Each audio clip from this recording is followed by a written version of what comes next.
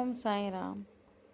बाबा मुझे समझ नहीं आता कि कैसे जस्टिफाई करें कि कितने टाइम बाद दुख के बाद सुख आएगा।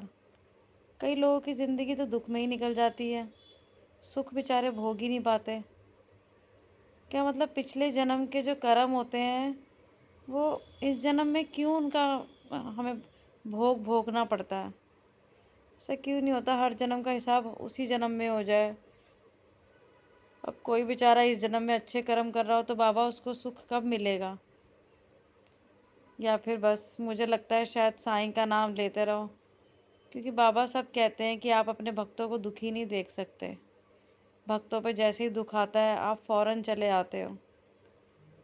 बाबा बस मुझे यही पूछना है कि परेशानी अगर आई है तो कब तक जाएगी, कैसे जाएगी?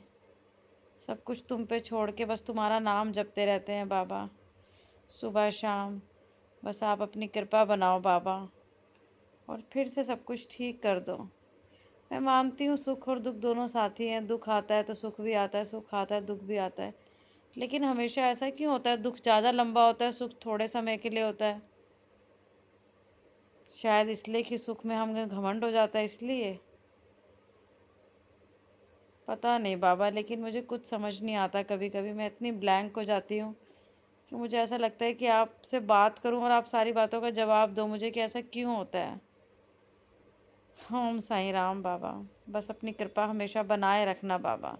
दुख हो चाहे सुख हो, तुम हमेशा साथ रहना बस।